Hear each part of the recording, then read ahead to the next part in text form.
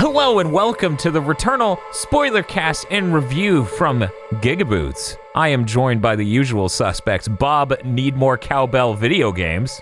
Hey guys. KZ, there are no more jokes about Don't Fear the Reaper, excellent. There's an astronaut over there. And Mr. Feel, he won't let you go. This is the last time I will Returnal here. I should have said I have a fever. Yeah, that's true. You should have. God! I have a fever, and the only solution is getting your VOD muted. The only solution is more rising pitch. Hello, everyone. Welcome. For anyone who hasn't joined us for one of these before, what we're usually going to do at the beginning here is we're going to make a summary of what we surmise of the video game, explaining things we like about it, maybe dislike a little bit, doing broad strokes, and then making a sound that will express how we feel. If you want to get the score, you have to stick around till the end of this video, or audio if you're listening. Then we're going to cut in the middle there and just talk about a bunch of different things that we think is important to talk about with the game, whether that's mechanics, plot, our favorite song.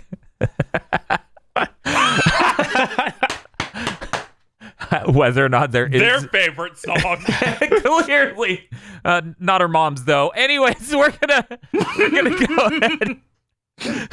go ahead and start with Mr. Feel. Mr. Feel, can I get your summary of how you feel about this game, followed by a sound? Returnal is really mechanically stellar in terms of like moving around and shooting and the combat design.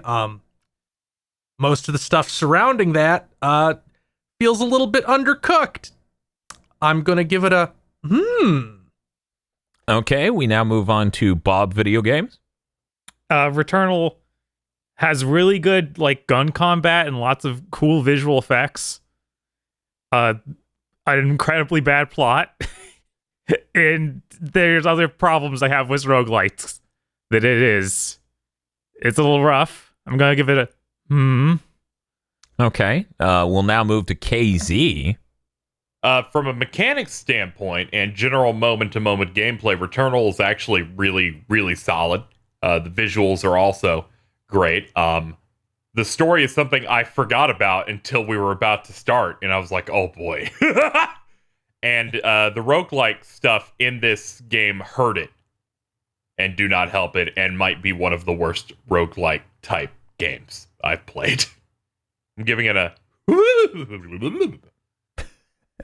He became a squid monster at the end of his summary. That's appropriate. Watch out, I'm gonna randomly get a shield. KZ's gonna fly into you and explode. Watch out, my shots make you shit your pants. I think he's docile though, so it's fine. Oh, okay. KZ does appear not hostile. That is true. Only to Returnal sometimes. Returnal is an exceptional experience and much better than I thought Housemarque's first outing for a AAA game would go. The gameplay itself feels absolutely exceptional, which is stunning given that it is a company that by and large has done gameplay that is on a two-dimensional plane, even if it's 3D graphics. It is a really good showcase for next gen, even though it's clearly not the highest budgeted game. And I really enjoyed all the different layers of mechanics in it. But there are things we need to talk about. So I'm gonna make a sound. And with our sounds out of the way, let's get into the discussion. While I sort of hedge towards Bob's feeling on the plot, I don't think it was so ever present to be an actual problem. I don't think it's an amazing plot. I don't like the layers of metaphor and all of that we're playing for what's actually happening. But I don't think, there's not a whole lot of it. You're not subjected to a ton of plot in this. So I don't think it's that bad. I do think the requirements to get the secret ending were not worth it. Oh yeah, not at all. It's like 15 seconds, and you have to do 2 additional runs of Act 2. Yeah, yeah. So, but I think it was fine.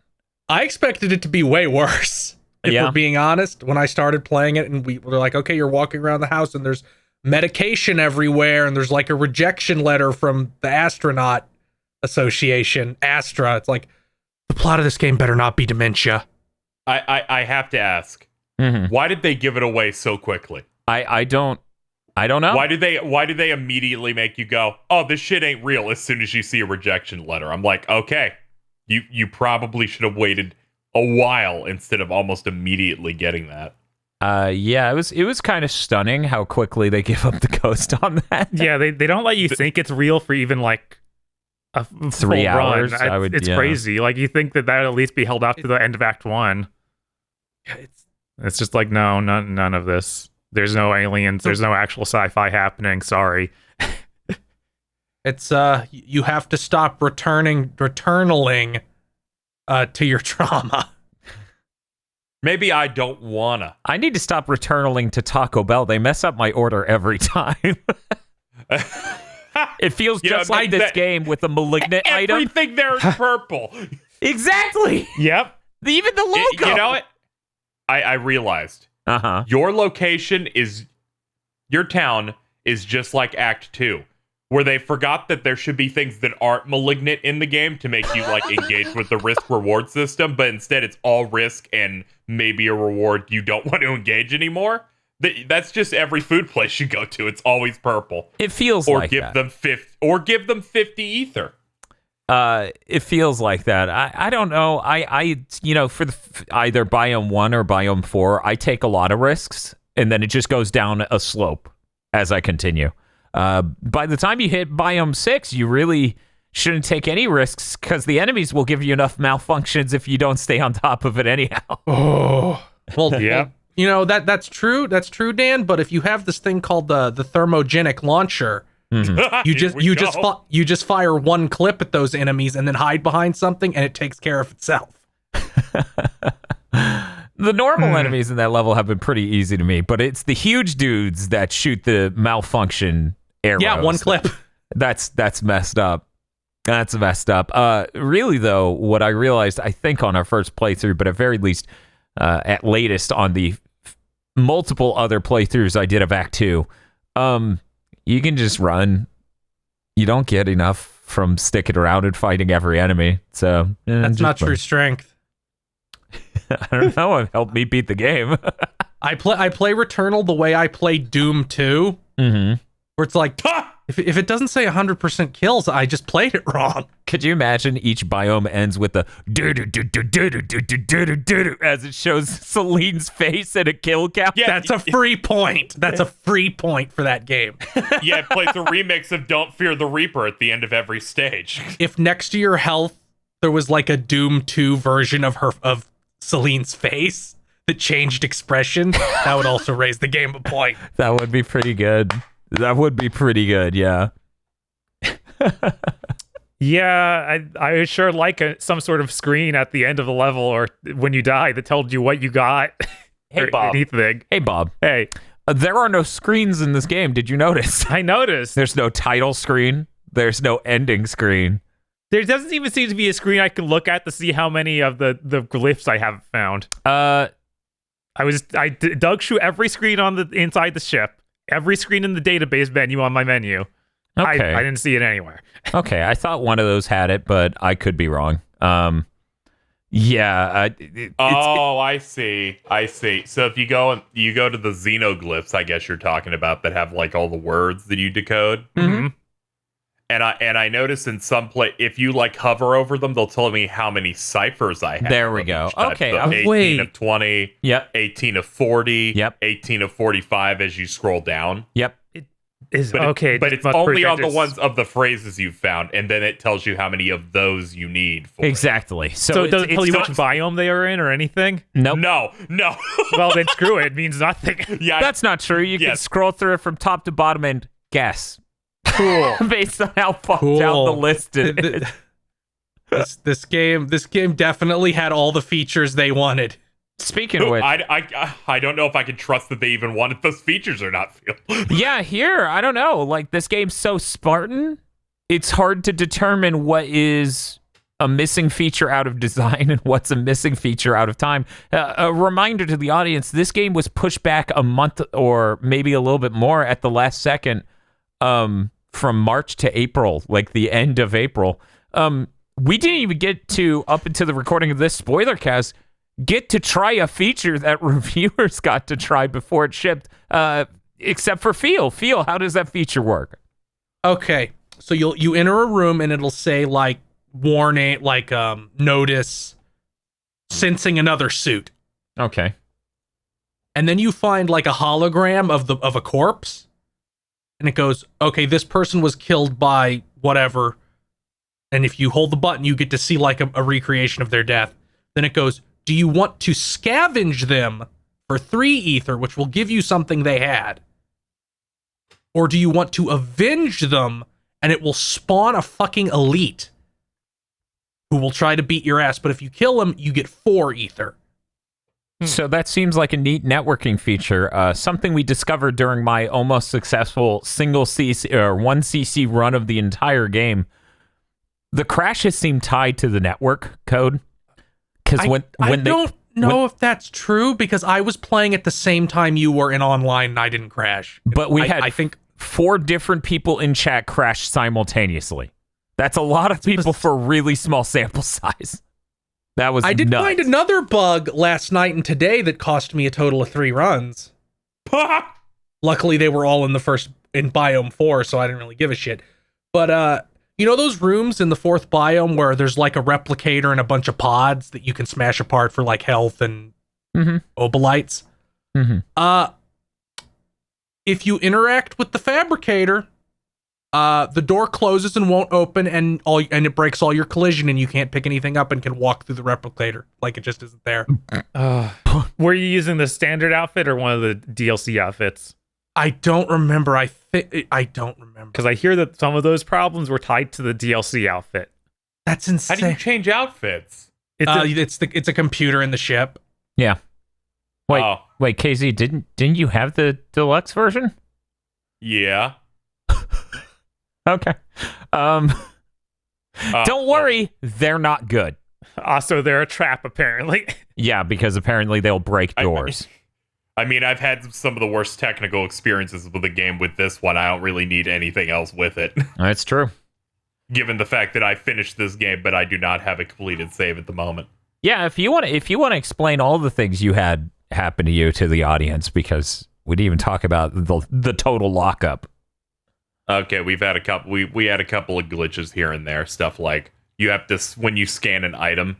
I had it where it just wouldn't do the scan like animation of it shooting the data into it, but was still doing it. So she was like T-posing and not scanning it, but you still had to hold it for the same amount of time for it to properly scan it. So I was confused for like 5 minutes. Mm-hmm. So I've had small stuff like that when trying to get like an inventory increasing thing. But then I had in Zone 5 of the game a hard freeze where just mid-combat the game was just frozen. So I hover over and hit close, and it tries to close the game for about 2 or 3 minutes. And then the system hard shuts off, and my system nearly bricked. And I tried every setting from changing my output, like resolution, to rebuilding the database. It would always just load up the PlayStation logo and give me a black screen until I factory reset, which erased all the account data on the system, all of the data.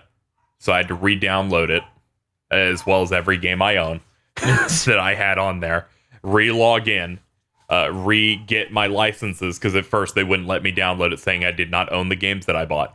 And then that patch happened that just fucked my save, and then that was great. Also, yeah, most of Act 1's trophies did not pop, which included beating bosses, which I can obviously go and re-get, but the one that only triggers when you enter Act 2 for the first time would not be obtainable, so I went through the game again to get those. But yeah, this experience has been kind of insane, where it's like, man, on top of me having actual problems with the game from a design standpoint, the glitches just make it like, come on, man, you're not even worth it. Like, come on. I was going to say real quick, let's talk about stability with everybody. How many crashes did you have, Bob? I had 3 or 4 crashes, so I lost a decent chunk of playtime from each of those, but nothing like super substantial. It didn't properly record trophies for a ton of it, so I have a trophy for completing Act 1 and Act 3, but not Act 2. So that's so much worse. Yeah, I'm that's sorry. like the absolute worst one to not pop. Yeah. And also during the final boss fight, my audio did that distortion thing and made me just had to rip my headphones off because it was killing me. Yeah, no, it's insanely painful. Yeah, that if people haven't heard about the audio issue, it just every loud sound effect becomes insanely blown out and tries literally to kill you. Clipping and breaking. Yes. Like it sounds like it's corrupting. It's real bad. It's unfortunate to hear you had multiple crashes. The one I mentioned that fucked my system up, only crash I've experienced. Just one. Yeah, it was really kind of, the crashes are crushing because it's always during one of what you feel like is your best run so far. Yeah. And you're just like, oh, I guess it was nothing actually. Yeah, there's been a lot of instability issues. Like even I'm seeing Aggro tweet right this second, I reinstalled the game and it crashed in 5 seconds. Yeah. After crashing 4 times, forcing him to reinstall it. So there's just people have some rough luck. And something we need to point out, this is a game that it does not autosave anything. You start at the beginning of the run no matter what. Like a lot of roguelites and stuff will like save you in that room you turned off the game in. Yeah. This is like, no, you start at the beginning of the run again. It's and miserable. Each half of the game is approximately 4 hours long. Yeah. So, though you could technically get that shorter by skipping entire biomes on an alternate run, it's still, you can lose all of that. And, there's some idling you'll tend to want to do or reforging in certain rooms. Because sometimes you're like, this next boss is going to be tough or something like this. So I should just look around a bit more deeply, maybe hit up some malignant items that exist in the zone, or if in Act 2, every item, because every item is malignant for some reason, and see which ones you may want to tap into to maybe get a little bit of health back, or squeeze out 4 obolites to buy something in a shop. So the runs can take a while. My runs started to become shorter because I felt like I was on borrowed time. Because I couldn't trust it. Like you're talking about going back and looking for things. I almost never did that because I was like, I don't know how long this is gonna last. I'm up for an hour. I've got to make this count, and I got to just push forward. Yeah, that's fair. As for me, I had 2 audio problem glitches. One of them happened during our live stream of the entire game. Chat started wondering why I was muted, and I was like, because, this is painful. I'm not going to let that keep going. Yeah. But, aside from that, I had 1 crash, and that's it. It's been fine for me. It hasn't had that many issues. Wasn't a cool crash like mine. No, it wasn't. It wasn't a 10 out of 10 crash. I didn't, belly flop into the pool that is my PS5 stability and get a bunch of Olympian judges to give me 10s. Not everyone can be so cool. Feel. Yeah. What does your stability look like? How many crashes did you have? I never got a crash. All that happened was that problem with the door locking. Huh. I didn't even get the sound distortion. Did that door locking prevent you from finishing a run? It locked me into the tiny room with no way out. So yeah. And it only ever happened in that first biome, or biome 4 rather. That's weird. Yeah, I didn't have that problem happen once, which was really something, because people were like, if you wear the alternate costume, it causes this, and I'm like, I've been wearing that for over 20 hours. I didn't change anything. I think that the patch they pushed out last night did it. Yeah, that seems entirely possible. Yeah. It happened like halfway through your stream after that patch, and this morning when I was trying to do another run. I think the number one thing people can do with this game, best advice, is just wait. Like, Absolutely. Yeah, Like, it's not ready. 6 months even. The fact that they pushed out a patch that went, this is corrupting people's saves. We need to roll it back. Re-download our game that doesn't have the new version on it. Yeah. Yeah, they're like, uninstall your game and re-download it. So that way that you don't... Re-download the 60 gigabyte game. I think it's 33, but that's not the point. The point is it's 50. huge. Oh, it's 50? Yeah. Okay. The point is the fucking game's enormous. Yeah. It's fucking 55 huge. gigs. It makes sense. Look at it. Yeah, we spent so long talking about the story and stability, we didn't talk about the visuals at all. I'm honestly surprised it's that big just because of the Google texture compression stuff, and it doesn't feel like there's... Yeah, I don't know. You go ahead. I was just going to say the game looks really sharp. Like, visually speaking, it isn't exactly the most stunning next-gen game. Like, it's definitely closer to an Astro than a Spider-Man Miles Morales, obviously. Like, when it comes to visual fidelity, but it is a really great-looking game and an example of, like, next-gen's pretty fucking great. I think the only major problems I find with the fidelity is that certain areas just shit its pants when it comes to frame rate.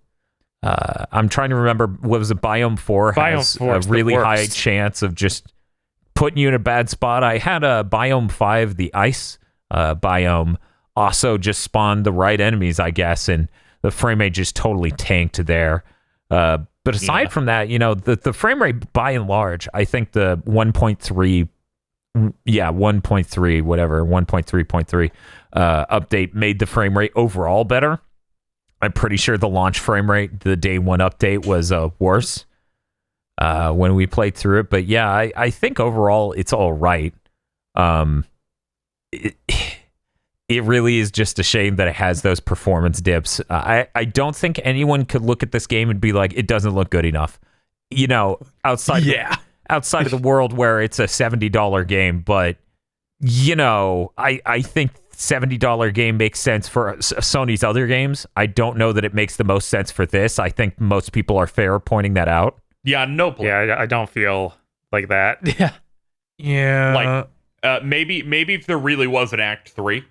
Yeah, maybe if Act 3 was a thing. Maybe if there was like any kind of features. Yeah. And if Biome 4 wasn't just map 1, but the lighting is different. Yeah, Biome 4 is weirdly the least inventive one, which makes no sense because it's the one you'll play the most in the entire game. I know, because that's it's the what Dick kills me Smasher. about it. Yeah, it being... Because it's bad.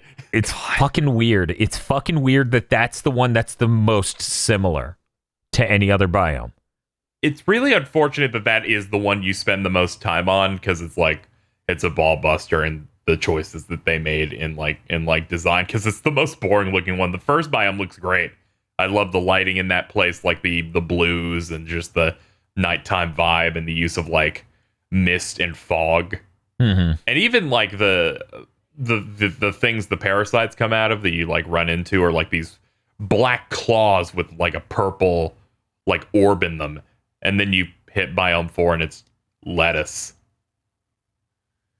I don't hate Biome 4's look. I just think it's way too derivative to be the one you spend all your time in. Yeah, I don't want that to be the one I spend all my time in. It's like, it looks fine, but there's better looking biomes. If I had to choose like the one I would start in, if I choose the one I start in, I'd probably pick like the red desert one, because I like the red sand look. Yeah, it's a really powerful look.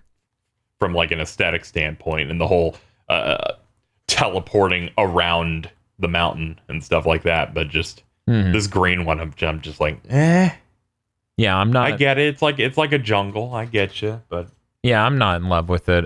For me, I don't regret spending 70, which technically I spent 80. For me, I'm fine with that exchange. I just think it's totally fair for people to look at this game, which is a roguelike, so it's content light technically, you know. There's a ton of story going on. There isn't a ton of levels going on. It's just a brutally hard, lean package. I think it's a little fair that this is maybe not earning $70 like say God of War Ragnarok will, or Spider-Man Miles Morales, which that even came with the original Spider-Man for 70, right? Yeah. Yes, because it was like 50, then $20 for the remaster. So I think that's a somewhat fair criticism. But I'm personally fine with it. I really dig the mechanics of Housemarque games, and this game, I really did not expect it to control this tight. Which, to be fair, if it controlled like I was worried it would control, right? Because it's their first time making third-person shooter. Making a good-feeling third-person shooter is not easy. There's a lot of stuff they do when it comes to movement options, the auto-aim, per gun, the reticle size of that, the mechanics of that, etc., the auto aim when you zoom in with the alt fire and other things like that are all very important to make this feel good. Because in my opinion, this feels much better than Control did on console. Oh yeah, I 100% agree, and I played it on PS5 even. Yeah, I thought Control was very stiff. This game, especially, I think controls well in the fact that you kind of feel it from the first. Like as soon as you put your hands on it, yeah. Similar to like when we would put our hands on like that Balan Wonderworld demo, and like this feels wrong immediately. This feels right immediately. Where you're like, man, I am fast, and man, that sure is a jump I've got. Are you saying Returnal is the Star Trek evil universe version of Balan? It has a mustache and it controls really great. Jesus.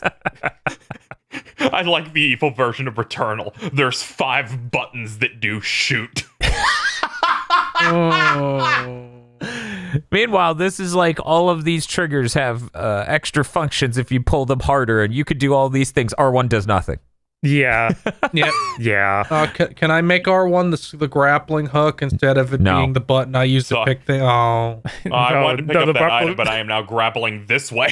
The grappling hook has to be there to make it be like, oh, now I'm suddenly bad in various areas. Yeah, I felt really terrible that my worst experience with this game was me running to pick up health in the middle of an absolutely intense combat session. I hit triangle. I'm on top of the health. Apparently, there was a hook shot. Grapple point. I just barely put my reticle over. And I hook shot to that and just die immediately. That reticle does not need to be over it. Basically, it was on your screen, so you did it. I have to point my camera straight down to pick up items. Sometimes I'm just like, okay. There have been times that I am looking at a grappling hook straight on as I'm running. I hit triangle. It grapples something behind it to the left. And I'm like, what are you doing? What is happening? Yeah, I have no idea what decision led to we won't put hookshot on R1. Yeah. There's also been it's also just feels like there's times where it's been like I'm hitting the button and I should be grappling that. Oh, I'm going into the hole. Yeah, I had that quite a bit too. Everything around the grappling hook is just bad, and I don't know why it feels not done. Like I'm gonna stand firmly on 2 feet, center my crosshair on it, and hit the button, and it'll work out. Any other circumstances? Who knows? Sometimes she can grapple it from a mile away. Other times it's like, oh, I'm sorry. You got to be within 6 feet.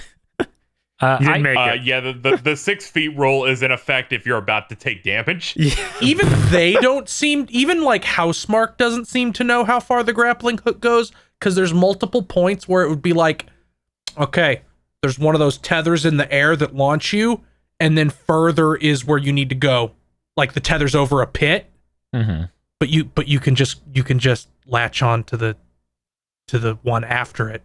Yeah, I did notice they did that in a couple areas. I'm gonna say I didn't hate the hookshot that much. I really just find the decision to not put that on a R1 to have all of these controls elsewise from this set up so well, and then to not put the hookshot on fucking R1 is so confounding to me. It's a really bad decision because I can see like. Their thinking is, well, we can't do that. We're going to have a control scheme where alt fire is R1 for people who don't like the trigger thing. And I'm like, no, just force them to use the trigger thing and put this on R1. Yeah, because anyone who's actually tried it, it's fine. I feel like it's people who haven't tried it that are like, oh, that sounds impossible. Yeah. Yeah, I have no idea. I have no idea. But yeah, it's unfortunate. Hey Dan, what weapons did you gravitate toward? Because that'll lead to some like Sure. less balance it out a little bit. Yeah, of course. The Rockland Lobber is one of the best, most defensive weapons in the game because of its dot abilities and other such things. Most of the low-tier enemies in any biome will just eat it to that gun's charge shot in like 2 seconds. So you just shoot them all real quick as you enter a room, and usually does like seconds. half. Yeah, does like half damage, and then the health bar turns green, and then it just wrecks it. The only thing that I found it doesn't immediately melt is like a turret, because the turret just dies a bit slower to it. Yes, with its dot, but everything else, it's gone. Man, it's done. Back it up. That gun sounds pretty cool. Why do you say that, Bob? Did you not try that gun? I didn't get that gun. The game decided not to give me that gun. Oh, why? What happened? I guess I played it too well and got to the second act and only had 4 guns. So that was the 4 guns I was stuck with for the whole rest of the game because you can't go back. Okay. I'm having that problem. Because my save got fucked, I'm like, fuck it. All right, I'm starting fresh. And I went through, and I'm noticing that I maybe have half the guns in the game. Yeah, it's really bad. I never found Dan's gun. Yeah, I don't have it. Wow. I didn't get the rocket launcher until Biome 5. That's insane. I think there are certain guns that only show up in Act 1 and certain guns that only show up in Act 2, but if you don't pick it up in Act 1 when you find it, even if you just immediately put it back down, it will never spawn again outside that act. Yeah, I've learned to do that. I've learned to pick it up and then pick my older gun back up. Because I didn't find the one that has the enormous magazine of weak bullets. I didn't pick that up the first time I found it, and I never found it again. Oh yeah, that thing. That's one of the few guns I had. I was about to say, so Bob, your favorite gun is the sidearm? That's the gun that got me through most of the game. That's still insane. Yeah. I can't handle that at all. You had the worst possible experience. Yeah, I'm trying to did you not even have a tachyon carbine offered? It was offered a few times, but it never had a good stat on it that I wanted. And it's like all the other guns in this game are kind of cool. That's like white bread. It's like here's the machine gun that goes fast. Yeah, it's just a super basic machine gun. Like I wanted to do something cool in sci-fi. And it's the most normie fucking gun in the game. So I was trying to aim my best to try anything else, and it wouldn't give me anything else. So eventually it gave me the wave gun, whatever that thing is called.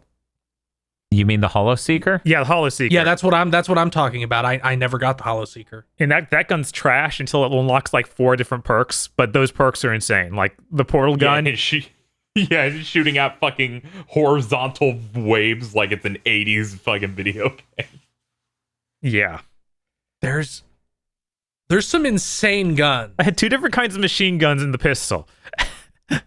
Cool. Now I'm trying to think of what the 4th one was, and I might have made that up. There might not be a 4th one. Did you get that really, really weird one? That was like something spine, coil spine. I got that in like the last act. So the lack coil biome. spine shredder. So yes, I hate that fucking thing. Yeah. Why do you hate it? It doesn't feel like it does enough damage for how slow it fires. I got a thing for it that has the expanded cartridge. Oh God, how they phrase it, Dan? Shard? Is that the gun? No, it shoots like the disc, and it has one shot per clip. Mm. We were laughing so much at what it called the bigger cartridge on some other gun. Enlarged chamber. Yeah. Yes. I'm like, inflates you big and round. Yeah, I was just like, finally, my chamber is enlarged, and yours can be too. I'm like, don't worry about Dan. He's enhancing himself. Thank you. You mean like learning a new language? Or? Yeah. Yeah. What is the name of the one that shoots the crystals? Dreadbound. Dreadbound. Oh, that's I was the like, other one. And I think Doom. Dreadbound is like the and worst I think gun. that's a good gun. Oh no, that gun's fucking great. I rinsed a run earlier today with that. I've never been able to get that gun to work, and man, I would sure love to try that fourth shard. If you get fourth shard, it's bad until you unlock fourth shard, but then almost every version of it will have fourth shard. And if you position yourself right, you can just hold it down and it melts things. If you're close to them, if you can get close, that gun's fine. You don't even have to be super close, and the shards do a lot of damage. Because it felt like there was so much travel time on the shards coming back, even with fourth shard, that it was just basically useless. Of like, oh, now I'm in a situation where I'm just going to be dead. As long as you're not shooting across the entire map, like a big room, you can get a pretty constant rate of fire. I mean, I just sit here and I'm like, look, we can all agree the shotgun sucks. It's embarrassingly bad. I got that 20% stagger for each parasite you have, and I had like 12. I had like 6. Mm-hmm. So 120. It's still bad. It's like, oh, you're still not very good. That's a shame. Yeah, I don't understand what's going on with it at all. Me neither. It's been a while since I've played a game that balanced the shotgun this badly. Yeah, it's confounding. It's very strange. And then you have the 2 different versions of the wide maw or the narrow maw. Mm-hmm. And both of them are bad for their own reasons. Yes. Yeah, because if I wanted a narrow shot from a distance, I would pick a rifle. Yeah, I like the slug shot on it. That's the only thing that makes it make any level of sense. But I didn't have that drop enough for me to use it. Like, I literally had that drop in unlock once ever. But it was very, very capable the one time slug shot was unlocked.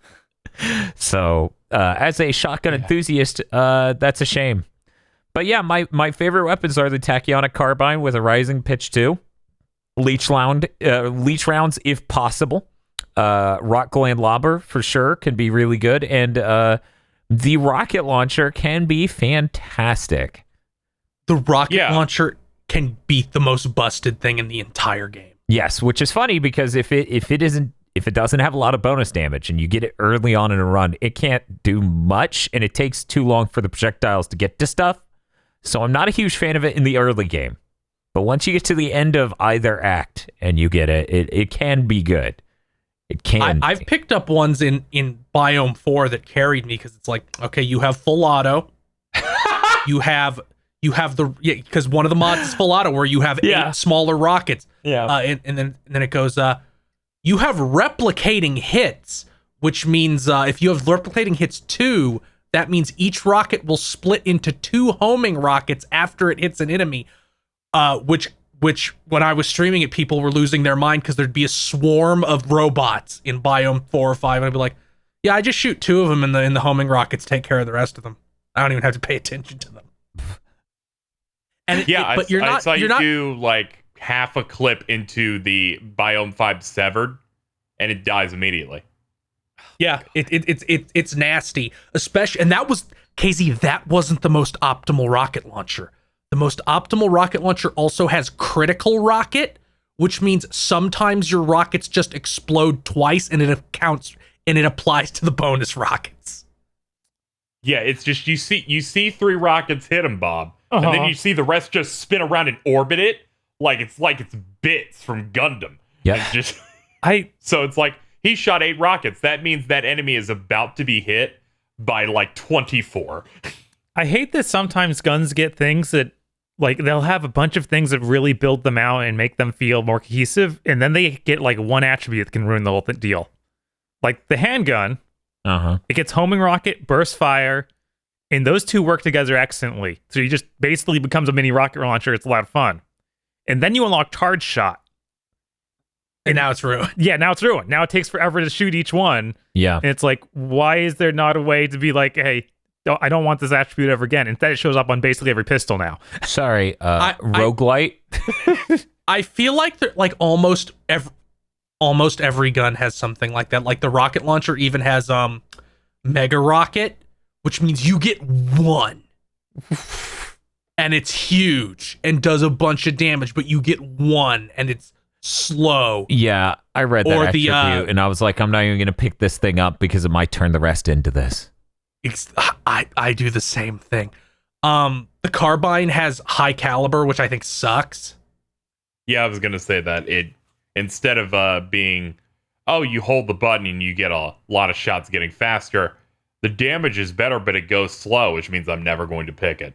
I was really hoping that was actually going to be good, so I did it, and it was like, oh wow, what? Why didn't they balance the damage properly? I'd love to have a gun I can be more conservative with and do a ton of damage. There's so much of that. Yeah, You're like, this should be doing a lot more damage for the trade-off of it not being fast, which is what this game needs, and it's never like that. Yeah, I think that's why that spine gun we talked about earlier is so bad. Like it doesn't feel good unless you need to be able to one-shot stuff with a gun like that. I don't understand a lot of the balance stuff they did there.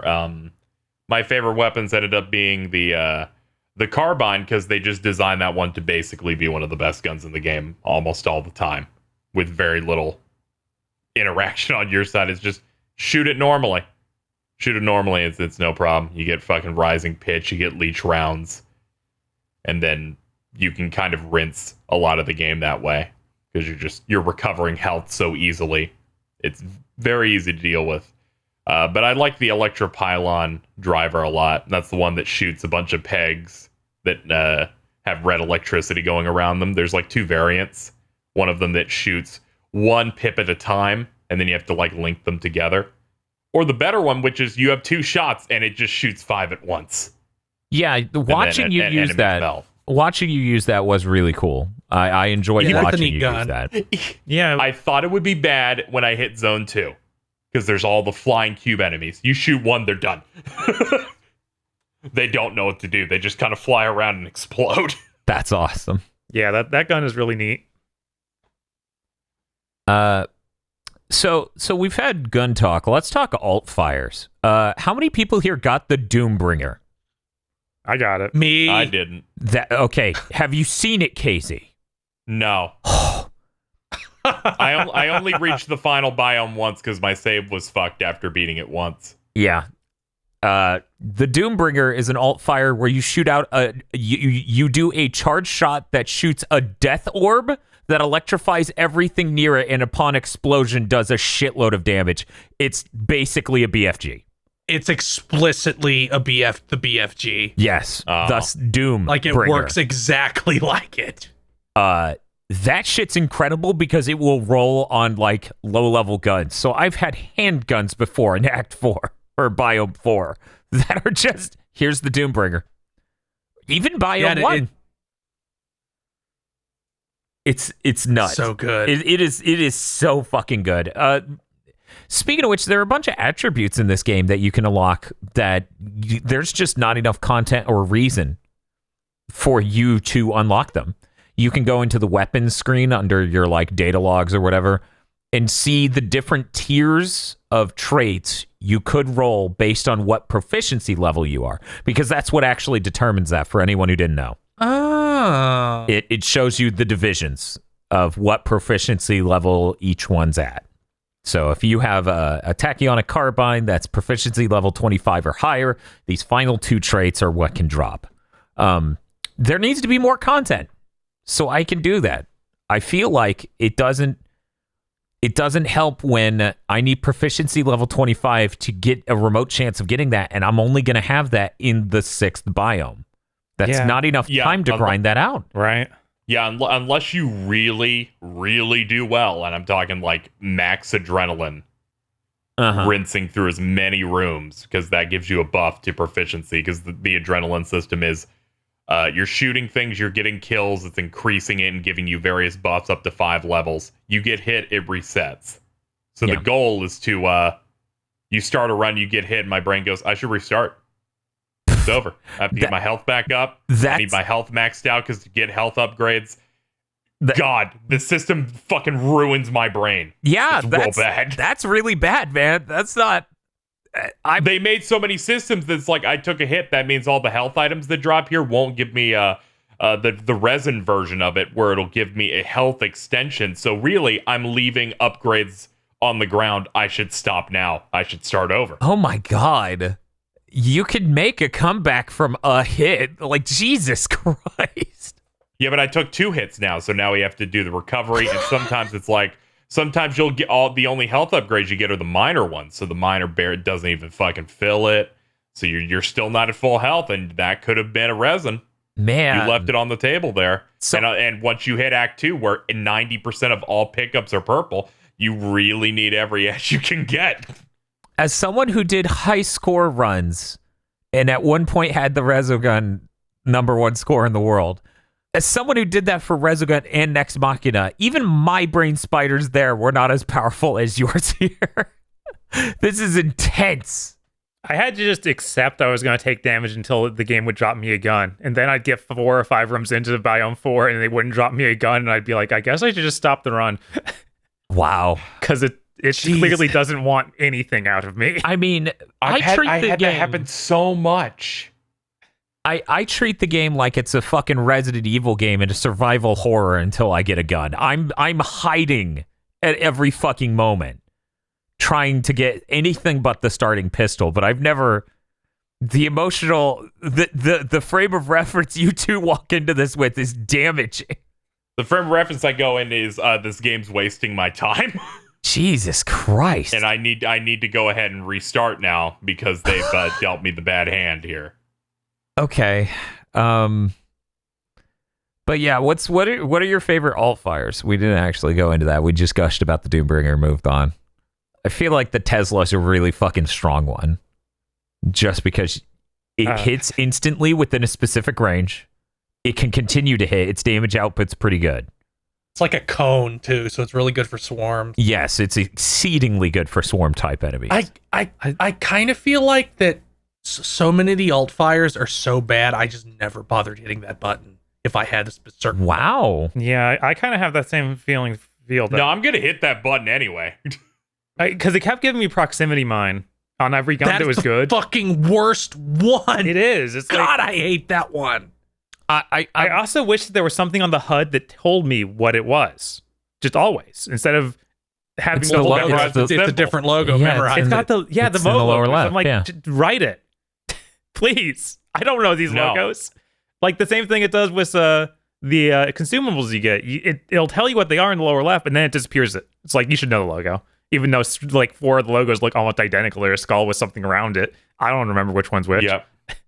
They're like, there's health there. It's like, do I get health? They're like, no. If fucking on a Friday, if you pray to this god and fucking head to a Kohl's and get some pants, you will get 1 Obolite and 1 health per second. Yeah, I feel like the consumable thing's understandable. There are a ton of fucking items in this game, and many of them have incredibly similar iconography. The alt fire, I don't know. There are only like 5 or 6 alt fires I was able to pretty quickly pick up. Okay, mine bad. Oh yeah, tentacle I didn't good. have too much of a problem with it necessarily. I feel like they should label them for people who don't want to memorize the symbol of like, is that the one that like shoots them forward and then like homes in, or is it the one that's fucking just a vertical line that shoots up that gets caught on the floor and none of it hits anything? Oh, that's the horizontal. The vertical is good because it doesn't get caught on the floor. Yeah. I would see. Even I'm having trouble. I like the one that's one. I was kind of okay with like single shot ones, like it shoots the beam straight and it's just like a sniper shot. It feels like, or so firing a grenade forward. You described a couple of them there because there is one that's literally a sniper shot and there is one that's just a beam that you hold up. Which one were you? The sniper shot, where it's just a quick scope red beam that just pop, and then with that I would be shooting, say with the carbine, and I just press in L2, and it just immediately fires it out. So it's just like you put in no brain matter into this. You just hit that button and it's like it just stacked on damage. I think that one's all right, but my favorite's probably the one where it shoots out multiple beams that seek in on a center target, so they're coming in like a circle. Yes. Of several beams that kind of just come in. I liked that a decent bit. And in early areas, like the shocking one, where it's like, there are enemies all around me. I'm just going to jump and shoot this electric beam because it's the same electric beam that's in like Jak 2 and 3. And I was like, that's dope. I love that. It can get you out of some fucking situations. Oh, yeah. Sometimes I aim it up when there's like 4 of those flying dudes because there's the big flying dude in fucking biome 2 that makes me shit my pants. Yeah, he's like, hello. You're like, no, not friend, go away. Yeah. Yeah, I feel like my least favorite probably is the sniper thing, the shield breaker, because while the shield breaker's neat, I don't need it enough where I feel good about it being my off fire, right? There's like, not enough shield dudes to where I'm like, yeah, I need that. I already have like a general strategy where it's like a shields for people who don't know can only be broken with your sword. So you like run in and you do a melee attack on that. So I already have that figured in, like, oh, that turret has it. I don't think time to use my alt fire that I situationally obtain. It's like, all right, I plan to run around the area, dash/slash into it. Right. For me, it's like if I have the shield breaker, I know I have the shield breaker because I wish I had something better. So Yeah. The moment I see a turret with the shield, I'm like, finally, you have a reason you're in my inventory. But yeah, no, I like a lot of the alt fires in this. I think the third weakest would definitely be the horizontal barrage, because that's the one where it just flops onto the ground. It's not good for big singular enemies, which is a really important thing for an alt fire to be good at. Yes. Tentacle pod is up there with Doombringer for best, because man, that thing can unleash some fucking damage. I think I got the tentacle pod once. Yeah, that's fair. I mean, I played 34 hours of this game. Actually, no, 39 at this point. So, you know. Yeah. It makes sense that I've seen that a lot. But yeah, that feeds back into what I was saying of they need more content. They need to have something else, because there's so many traits that you can unlock, and there's so many end-game alt fires you get. There needs to be something to use them on, some mode, something. Because as it currently is, even though I spent a shitload more time with the game than I needed to, even now I'm at the point where I'm like, unless I'm trying to do a 1cc run of the whole game, I don't know why I'm coming back to play this. Like, to get the glyphs, because trophies are tied to those, I don't think that's a great reason, but that's one of the only ones I can perceive. Right. How is there not like a mode where it's just like we combine both acts? I don't know. It does feel like it needs something else. Like, once you beat both, just give me a mode where I do both, and even my stuff carries over. Yeah, it's really frustrating when you beat Act 1, Act 2 gets rid of your stuff. Yeah. It's like, I know why plot-wise, but god damn it. Right, that makes sense once. Mm-hmm. I mean, even weirder, there is no New Game Plus in this game. There's no new game, period. I mean, that would entail maybe a title screen. Right. We cannot invest in. And that's not there. So I think there's a lot of work that could be done with this. Listen, Housemark, I appreciate your artistic vision, but when I have to see Ellie scowling at me in the PlayStation Studios logo when I boot the game, I think you can have a title screen. Come on. Yeah. Oh man. Phil, you had something you wanted to bring up? So I think the thing with the guns is that if you never pick a gun up, and so you don't unlock any of the traits, it can't like qualify for higher proficiency, so it'll stop showing up. Yeah, I'm under the impression that you just need to pick up a gun for it to work, for it to ever show up again. And it does spawn enemies every time you pick up a gun for the first time. So it seems to be doing that. I don't think that's a great plan, but it seems to be doing that. That's real weird. Mm-hmm. When I started playing the game, and I was going through and I was getting into it, it was like in the first hour, they start introducing stuff to you, and they introduced alt fires, and I was like, this is what I'm looking for, because first one I got was like one of the ones that shoots like multiple beams at like a parasite door to show you that you need to do that on certain doors.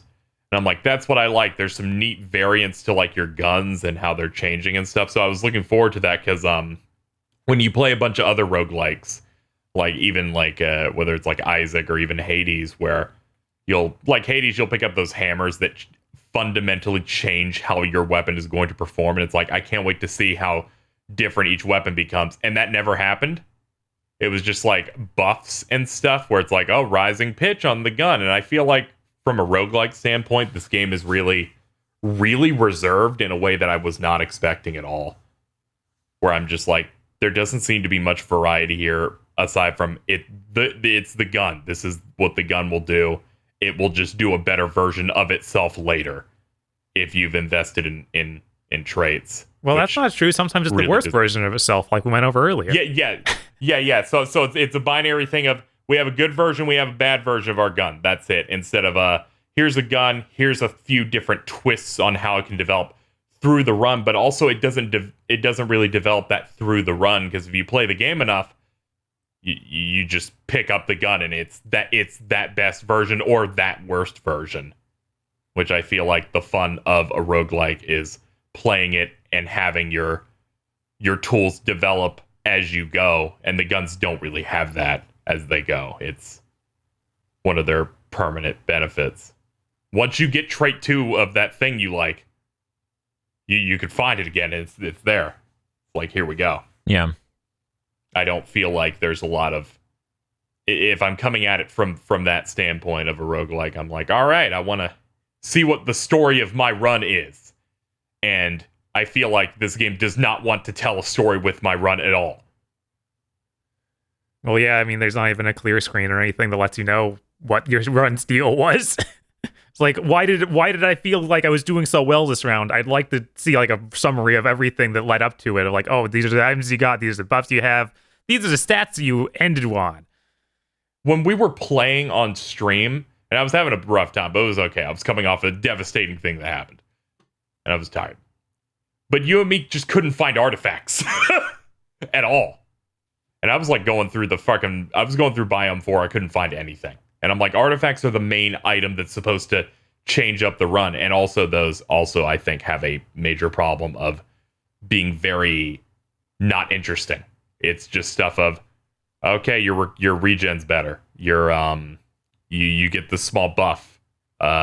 You have to get less resins to upgrade your health. There's not a lot of interesting stuff I'm picking up, and it's also really hard to find any of it because it's also feeds into the problem of, okay, artifacts are rolled in the same place as really bad consumables, which makes me want to take less risks in opening things because they might give me a really bad consumable or pay $200 for a really bad consumable. Yeah, they're locked in what are called corrupt chests. And the chest will tell you, like, oh, this is a good chest or this is a bad chest. It actually says that. But the ones that say they're good chests frequently just have a terrible consumable. Yeah. It's infuriating. It's like, I take a malfunction for this? Yeah, I know. Every other game I played labels everything very clearly. Where they're like, this is the good shit. This is the normal stuff, and here's like the small stuff. So you know exactly what you're getting. You can have a level of expectation and excitement of what you're getting. Like, this will be an item that is going to be giving me some tangible change. And this one's going to be a trash consumable. This game just puts it all in the same thing. Yeah, they wanted to give you that vanilla Destiny experience. Here's your purple. It has nothing. It's not even a blue. It's a gun that's actually 3 levels below you. I've seen that. Nothing. It was really upsetting. Vanilla Destiny, so bad.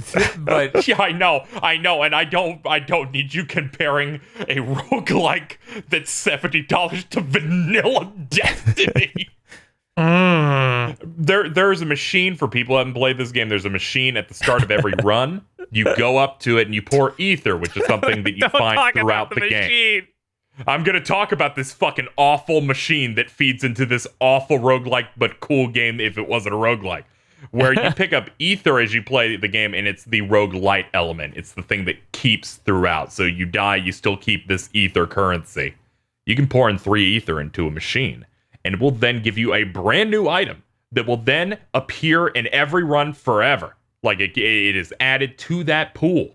And sometimes it's an artifact, but a lot of times it is a fucking really, really bad consumable item. And you're like, I paid 3 ether for this. And when they start running out of items, they raise the price for this machine to 5. Oh, and I'm like, and it keeps going. It keeps going up. I've gotten it to 7. Yeah, I'm at 12 okay, as well. you need to understand, once it hit 5, I'm like, fuck you. All of your items are bad. You should have hired someone with any level of an imagination. No, you need the consumable that supposedly changed is what is in the shop, but doesn't work. So that does work. You're right. It doesn't change it. They're like, That's re-roll weird, the shop. 'cause No, it doesn't. It always changed it for me. Mine wouldn't even go off. I was just upset. That's weird because I've used that multiple times. I'm going to become the fucking Joker because of this game. I didn't even try it, so I feel bad that I don't get to even know whether or not it would have worked for me. Maybe I bought out the store first and it restocked them, so they just wrote the description wrong. Oh, yeah, that's what I assumed it would do. I used it when it was empty too. I didn't empty every single slot in some of the stores, but I still used it after. Neither did I, but I still used it and it respawned. I'm just gonna assume that any discrepancy like this is the game being broken. Yeah, That's so fucking bad. Bob's just crushing the consumable in his hand like the fucking wooden cubes in the house, and it's like, cool, what did it do? Oh, nothing. What are those cubes, Dan? It doesn't even let me Does the use secret it. ending explain the cubes? No, the secret ending basically shows you 15 more seconds of what you already expected, and also your mom. That's it. That's it. When Okay, I don't want to talk about it anymore. Right before the last house scene, though, you do get the funniest piece of dialogue in the entire game, where Celine just stands in front of the door and says, really dramatically, "This is the last time I will return here." Yes, it's really good. I don't know if that's the best line though. She sat there and quoted "Don't fear the Reaper" throughout 3 audio logs, and that is the funniest shit in the game. Oh, it's at some point I just stopped picking those up. Oh yeah, no. To be fair, when she quoted one part of "Don't Fear the Reaper" the first time through, I was like, "There's no way she's quoting that song." Then she's like, "Seasons don't fear the Reaper" or something like that. I'm like, Yeah, I think you can see me dying on stream as I just laugh and talk about really how, rough. how the astronaut's gonna take his helmet off and be Will Ferrell. You know, it's really unfortunate because I thought the audio logs at the start were the coolest shit. Where you start this game and start finding your own corpse because you're looping, and it's like, oh, the loops have already happened for an unknown amount of time. You start the game mid nightmare. And it's like, it's her figuring that out. Some notes are her going crazy. Other notes are, I don't want to be the crazy me. And then toward the end, it's, don't fear the Reaper. Cuckoo, and that's all they are at the end. And I'm like, oh man, I don't really like these anymore. I liked it when it was, not the back half of the game with some of those. I mean, after they fully give up the ghost on what's happening, which is basically the halfway point. Yeah, it's basically, I don't know, 60% of the game. Maybe you get 60% through the game, and God. It's really tragic that I'm like, the game is so much more fascinating when when the story is not trying to be the story. If they played the story straight, I feel like I would have liked the story more. Where it's like, oh no, she's actually in space. She's actually on an alien planet. And the aliens had some sort of technology or something happened to cause this loop, some super brainwave thing or some weird technology. But it just being purgatory punishment thing. It's very Silent Hill-esque. Yes. But like incredibly clumsy Silent Hill-esque. Yeah, I was going to say the first Silent Hill isn't metaphorical. I can't speak to the others, so no. It's clearly they looked at stuff like 2 and took some aspects of, in that, they start building on Silent Hill where it's like, oh yeah, people come to this place because they have problems that they need to work out, and things are modeled based on their problems, but in a fucked up way. Yeah. Well, so this is kind of like similar in approaching that, but this feels way more clumsy with it. I agree with that. And to be clear, because people may not know what I meant when I said that, the first Silent Hill is not metaphorical in the events literally happening like this game is. Yes. And I agree with you, Casey. I would like this a lot more if it was playing it straight. Yeah, I like it. Mm-hmm. Yeah, you go ahead. Once again, I don't think the plot is overly present as to make it absolutely excruciating. This is no The Last of Us 2 situation where the plot is ruining the experience. because you can of basically boneheaded completely decisions. ignore the plot. Yeah, you could just choose to not go in the house, and it goes mostly fine. Yeah, but sometimes it gives you items and makes me happy. They're really fucking good items. Oh yeah, no, Yeah, they're stellar. They give you the spaceship thing with the cool dash. They give you a fucking free astronaut. Yep. They give you, there's 2 astronauts. There's a thing called a child's watch that instead of reviving you with full life, revives you with half, and it stacks with the astronaut. Yeah. Yes. So yeah, no, there's reason to go in the house from a mechanic standpoint, and I don't overly hate the story, but if you ask me, I don't think the story is all that great. I think it's a real shame because I really love a lot of the ideas here. I'm just not in love with everything you figure out about the game by reading all the logs and playing through it. It's like, oh, she's just crazy. That's all there is. Great. Yeah, a normal story would have made it more interesting because I like that it's like cool, fantastical alien enemies, and it's like, what if she was in the water, the octopus toy? I'm like, stop. Yeah. You had something really cool. You're making it less cool. Yeah, actively. It literally feels like the meme of we can't have fantastical things anymore. They have to be internal mental states because even implying they could be real is too much for modern audiences. I rather dislike that. I don't know how this happened.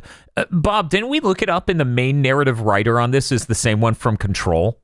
Is that true? I don't know. Quantum Break. What? Quantum Break. Okay, that makes sense. It's the same narrative director as Quantum Break, which is really weird because, well, maybe if I beat that game. God, I hope And not. watch we played like the live action TV clips. Yeah, we played 40% of that game and it didn't do that. I don't know. But anyway, yeah. But Yeah, there's just I wanted to believe in some narrative where, okay, some alien found her corpse and is like dissecting her brain and she's experiencing this. Right. Something like fantastical like that. Anything. Mm-hmm. Instead of, she was in a car crash and then she had to take care of her mother and felt like she killed her and it has all these hang-ups and it's like, great. And that's just in these aliens because she likes aliens. It's like, cool. Yeah, see, that's not a fantastic part of the plot. And it's not fun. And you're totally right. I heavily dislike how the story is implemented in the game, like a lot. Oh yeah, when you just gear shift into I'm in scary house mode. I think that's funny, and I appreciate it just like Quantum Break, where it's just like you're watching a TV show. Shut up. Also, the writer also worked on Control, so it was Control and Quantum Break. Okay. So Control's cool as shit. Yeah, like Control fully embraces. Yeah, no, there's crazy stuff everywhere. Isn't it great? This the setting is fantastical. That's okay. We promise. Control is insane, especially when you get to that one DLC. Yeah. And it suddenly becomes a 15 out of 10. I'm very excited. Wish I did that before I played this because man, this feels so good to play. Yeah, it feels a million times. For people who don't know, this game is a roguelike definitely because of the scope. Like, they needed to save money on production, and the game couldn't be... we have the Vanquish problem still. You can't make a 7-hour game. You can't make a 6.5-hour game. If the game didn't make you replay huge chunks of it, that's how long it would be. The team over at Housemarque's only 50 people. There is external support. There's outsourcing. But it's still 50 people making this entire game. I would really like it if Housemarque's next game is just a AAA game that isn't roguelike and has a full budget and doesn't have these bizarre roguelike mechanics that can pull it down. Yes, because it feels like they've never played one before. It does feel like they're... How do I put this? So they normally made arcade games before this, right? They normally make arcade style like Nex Machina, Resogun, etc. Even those have continues. This doesn't even have a save system. Yes. What? Yeah. Like it feels like they adapted all the things they would do in an arcade game and said those will be your items and stuff in a roguelike without thinking that no, the roguelikes that do well typically need more fantastical stuff going on and things that make you want to do the next run.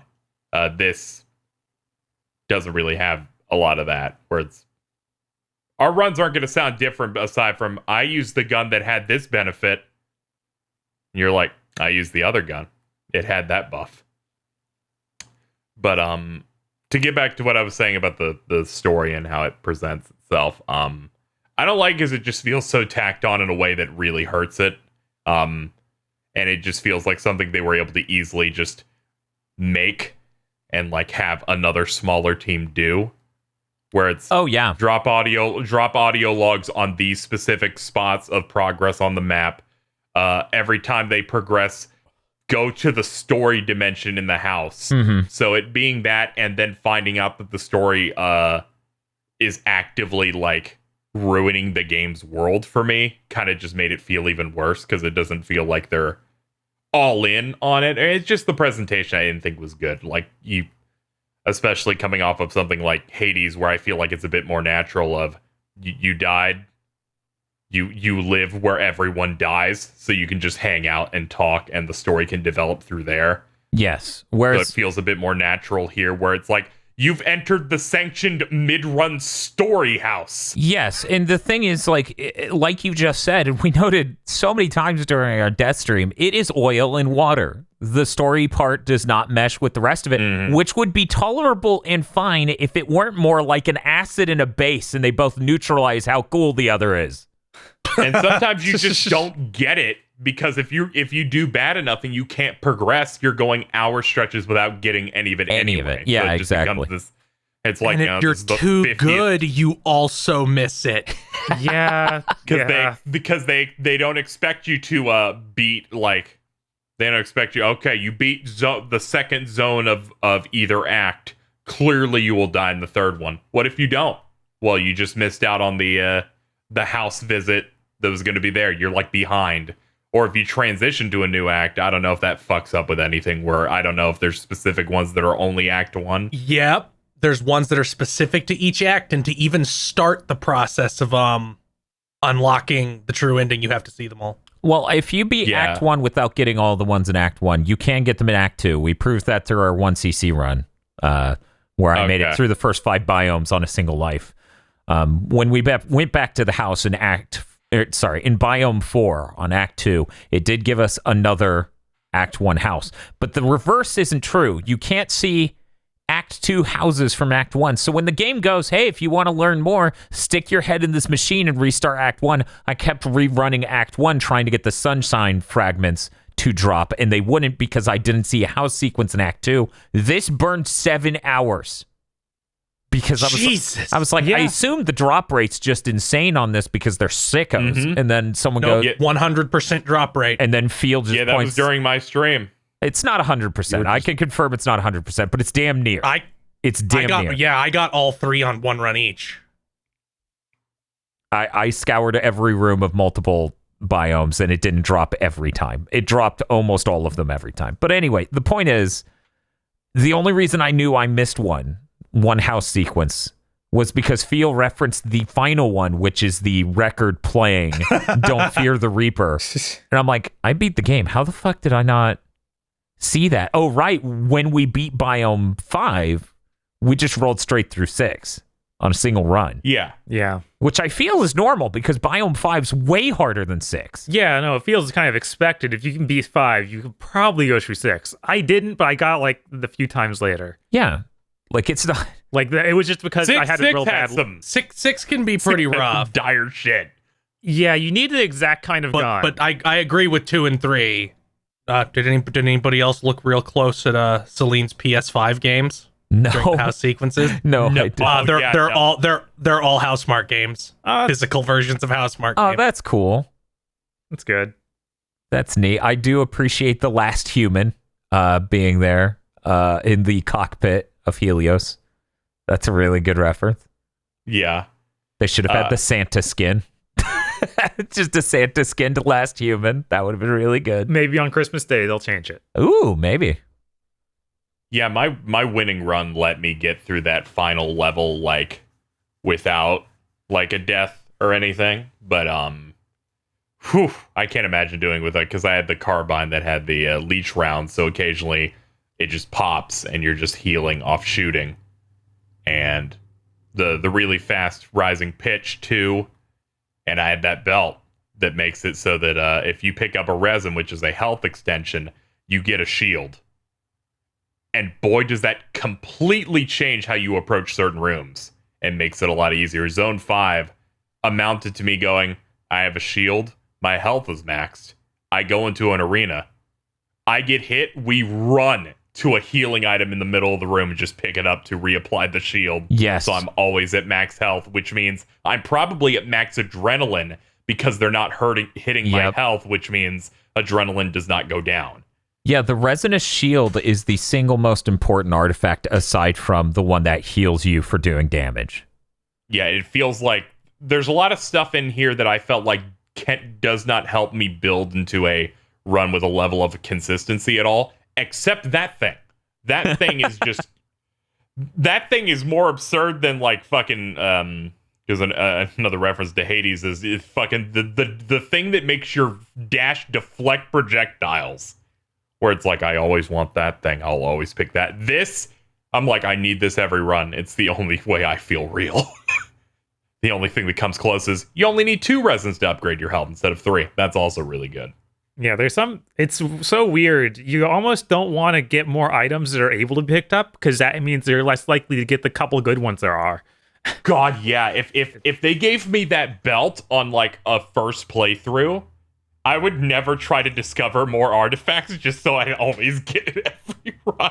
And that's always good. a weird It's thing not about... good, Dan.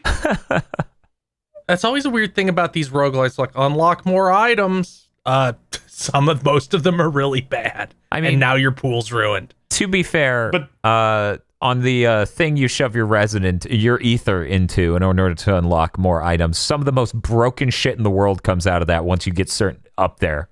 For example, the artifact that's a skull that makes it a 30% chance for the entire run, your consumables will just not expend.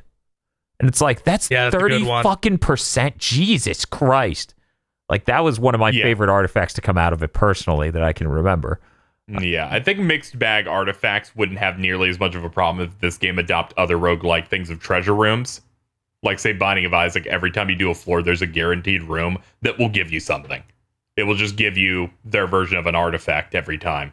So I feel like if there's more guaranteed stuff there that isn't just, here's a broken machine, put money in it, it'll randomly give you something. Or here's a treasure chest that could just be a weapon that you don't like. And here's, because every treasure chest might have an artifact, might have a gun, might have a consumable item, all costs the same amount of ether, which is way too much for what they're risking. It's weird because I've never found anything but a weapon from a non-cursed or locked chest. I've never found anything but a consumable from a cursed chest, and I've never found anything but an artifact in a locked chest. It's weird. Huh, that's weird. Yeah, that's not how that goes for me at all. Yeah, the setup is really weird. If they had a consistent, there will always be a chamber that will just give you a random artifact, I'd be a lot less hard on this game because I feel like I would just have more artifacts. There have been plenty of runs that I'm like, I don't get any. I get like one. Yeah, you get like one biomes 2 or 5, and it's like I have one artifact. I don't know. It's the one I bought. That's the most exciting part for me is getting an item to do something. See, here's the thing. If I end up with a run, because that's happened to me, where I go a whole biome and don't get an artifact, my stats are usually buffed. So, like, you know, you'll get your proficiency up, your repair up, your whatever's up. So I've had runs where I also don't get an artifact, but my stats have gone up. I don't know. That doesn't feel as exciting, and also I don't feel like I get as much. Like, it's I have 10% active protection and no artifacts. Yeah, it's like, yeah, but when it's like that, I would just rather it be a third person shooter that is not in that genre of get cool wacky thing or get thing that changes it up. As a person who generally doesn't like the roguelike genre, I too wish this was a normal third person shooter. Just to be clear, because people are going to come away from this with weird interpretations of the shit I say because it's internet content. Right. And that's how that works. I mean, goes. when I was playing it on my own and I was starting to feel this, like before I even did a stream where I was a bit more negative on it, I'm like, this seems like it is a bad roguelike.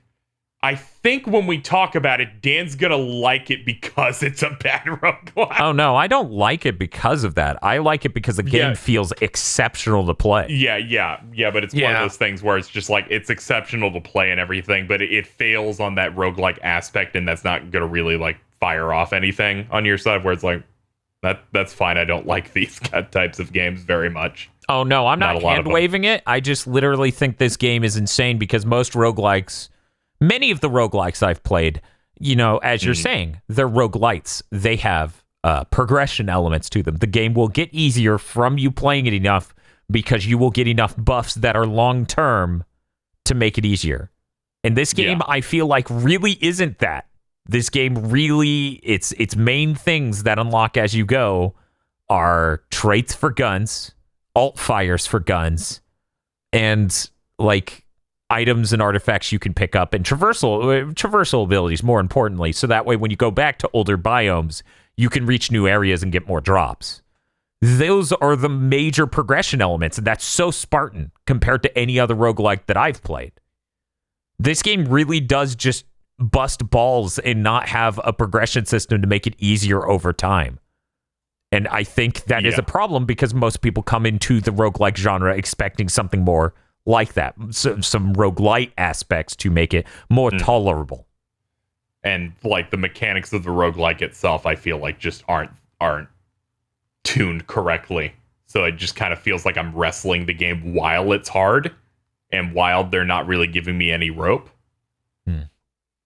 So it's just this thing of, all right, well, this is really hard, and they're also giving me nothing.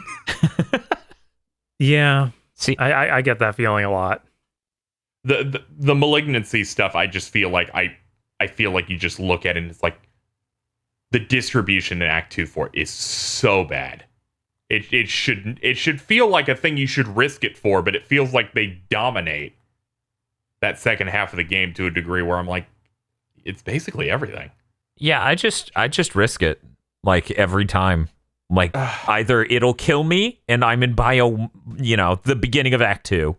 So I'll die and I'll get to start again and try again and hope for better, or it won't kill me and I'll be strong. That's just the way I do it. After it kept fucking with me a couple times, I'm like, it's too much. I don't want to feel like I'm gonna get fucked over every time I find an item in the wild. Yeah, it's a bad feedback. You shouldn't have a negative feedback loop for. Yeah, it doesn't feel good. Like a lot of the things in this just feel like they actively want you to not engage with it. Please don't touch it. That is my issue. I feel like it should exist. Like there are plenty of games that have the fucked up item or the benefit and the fucked up thing attached to it, but they're like a small part of the whole game where there's a steady amount of normal stuff and then the fucked up stuff. But this game leaned into the majority of it is screwed up, and there's like a couple of nice things. Like there's a couple of normal health that you can find. Like the arenas will always have like 5 or 6 normal ones. They don't screw you there because they're not fully down the cliff of insanity. But I just feel like it dominates it too much, and that really makes me engage with the items a lot less. I really feel like the malfunctions are not like balanced for a lot of the stuff they're attached to too. You think so? A lot of malfunctions seem really severe. Like it feels like there's more severe ones than not, and it'll put them on like minor health, a chunk of money. Yeah, I described that to Bob as some of these are literacy checks. Yeah, no, that they did that to some of the money piles is like, really? You're going to kill me for this? Hell yeah, man. It feels like that it's its own separate pool where it's like this money will have a malfunction and then it just rolls malfunctions. And not that they're like, money has this possible thing where they're like, okay, money will have this set, health will have this set. It feels like there's no system there. It's rolling malfunctions and you're just going to see what happens. Mm-hmm. Yeah, because I took a chance and broke some money in Biome 4 once, and it's like you can't use overload, pick up 2 parasites, and I'm like, it's over. We're done. Yeah, and so many of them rely on to get rid of it, you do something that's impossible. It's like, okay, you didn't drop 2 parasites. In this whole biome, you didn't drop 2 parasites. When I got the secret ending on stream, I beat the game with a malfunction because it's like, use a key. That's how you get rid of this malfunction. I'm like, I don't fucking have a key, and we're in biome 6 where you don't drop keys. Yep. Okay, they do drop keys sometimes. The bad key. The one that will give the you malignant key for picking it up. And that's when I would look at it with my malfunction that clears with the key, and I go, worst case scenario, I still have one malfunction. And I've done this exact thing so many times. Of just worst case scenario, I just get a different malfunction, and I have to hope that that I don't get that, and if I do get that, that it's better. It's so fucked up. Feel. Yeah. Describe how fucking stupid parasites are. So parasites give you a positive effect and a negative effect. Uh-huh. They don't seem to have like I'll use Binding of Isaac as an example because I know very specifically how that one game works, or at least used to. That game has like dozens of pools, so certain things pull from specific pools, not like the great mass. Returnal feels more like things come from the great mass, like when like sometimes parasites don't make sense. It's like you'll find more malignant items, prevents one malfunction, then falls off. That's functionally nothing. Yeah. Well, it gets you. Whenever I got that one, I was like, okay, now I have an excuse to pick up these malignant items. Right, because They might not be malignant if you didn't have that parasite. that's true. True. But many of them are, Right. as Casey was just complaining Yeah, about. most of them are already malignant. Yeah. So it felt like that would make sense. It's a safety net. Yeah. Yeah, it's. I'll like use that, and I'm like, okay, time to start whacking. And then it doesn't have a good effect for when you loot the parasite, so you pick up an extra malignant item and get a bad effect. They don't tell you it's so bad. Yeah, this game has a real fucking problem with conveyance. They tell you if an item breaks, but for some reason they can't use that same effect where a box opens up to be like, this parasite fell off your ass. Yeah, they this happened to me on stream. I think it was like when I finally beat Act 1. I got the parasite in like a room before that detaches upon them. I hit an area that had 4 of those obolite ones, which is just your money. You can break these and it might fuck you up. I broke 1, I broke 2, I broke 3, I broke 4. Didn't get hit by it. I'm like, wow, if I could save my parasite. And Chad goes, oh no, I think it fell off on the 3rd one. I'm like, what? What do you mean it fell off? I couldn't even see it. Could you not afford an animation? A visual thing of like, what? They should have just given it to you and then immediately whited it out. As if you like fulfilled the requirement. There's like a particle effect, but if you're breaking those gems, it will be completely covered. Yeah. Can we talk about Ether and how it looks exactly like a malignant item until you're on top of it? Yeah, they're both purple. The audio design's the only way to tell the difference from a distance. Yeah. Once Dan pointed out that if you're a little bit close, it like throws off white flakes. Yeah, it does. I started using that. It's got like a DNA looking thing where there's like 2 strands shooting out, and then it's like a little white gooey candy. But yeah, you have to be close enough to see that. So it's like I ran over here and it's just malignant. Yeah. Just make a different color. There are more colors. I don't know. Did you run out of colors? How did you run out of colors? Why did you color code your most important resource in the game that stays between runs to be the same color as your punishment? Yeah, make it pink. I don't care. There's more than 3 colors. We're using red, green, and purple twice. Yes. Yeah, no, that's totally fair. I don't know why they didn't use like a radioactive pink. Yeah, I don't really have a problem with it. Once I got like halfway through the game, I could kind of suss it out because I don't know, my TV's big and I'm close enough to it that I could like see it. But I had to do a double check. There's no reason it should be that color. There is absolutely no reason it should look like that. Yeah. Ugh. On the audio design front, I would like to say the audio design in this game is wicked sick. Like, oh yeah, it's stellar. I wish I could experience the 3D audio aspect of it, but I've just been... I actually misplaced the dongle I showed off in that video. So the video where you fucking figured it out, you cracked the code and shit? Yeah, I accidentally misplaced that dongle. I have yet to go hunting for it. But yes, I too want to try the 3D audio. Honestly, it's going to sound crisper on a normal headphone setup like I have now. But every enemy and every biome and everything sounds really cool. It sounds really great, super visceral, amazing production there. You know why that is? It is up there with the particles. It's so good. You know why that is, Casey? Why? Because some of the audio production was done by Sweet Justice. Oh, man. I know Sweet Justice works on great games like Call of Duty. Go to sweetjustice.com /easy ally. It's like nosedive into some weird ad. Yeah, I saw that in the credits and started cracking up, and Bob hasn't watched it Easy Allies enough, so I have to explain that Brandon Jones is in my head.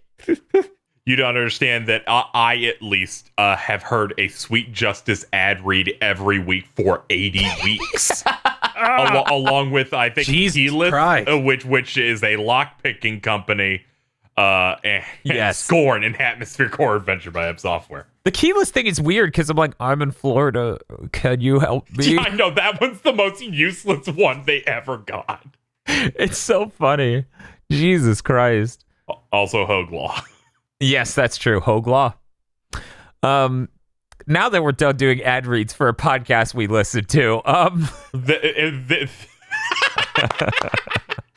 we're moving into love and respect. Yes. Play the fucking weird toy. Actually, we're going to talk about parasites. Parasites, Bob, are parasites your Pop-Tart or your toaster strudel? They definitely more a Pop-Tart. And they are a vicious Pop-Tart. Now, that means they're good or bad. I'm not sure, because I'm not sure if I should hold the Bosman line here. They're definitely bad. I wish that I could have Pop-Tart to strangle me. Parasites are fucked up because sometimes they're really good, where they're like, you're gonna do 8 million damage, and then I'll call you a good boy. And other times they're like, you won't shit your pants sometimes. However, you don't have any arms. I really like the parasites. Anytime it gives me one that's like, hey, this is really good, but you won't be able to dash. I'm like, then why do you even make it? Yeah, no, I was gonna say that's the single worst detriment in the entire game. It's like a 6-second cooldown on dashes, and I'm like, okay, so bosses will just get to hit me.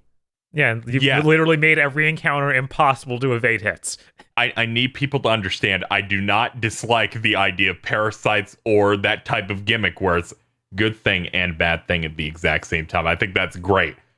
I just think some of the fucking bad ideas that they put into the pool are so devastatingly bad and they get rolled with the really bad positive ones at the same time way too often. Like, all right, Dan, here's our benefit. Mm-hmm. You will be able to collect obolites in a larger radius by about 50%. So sounds pretty good.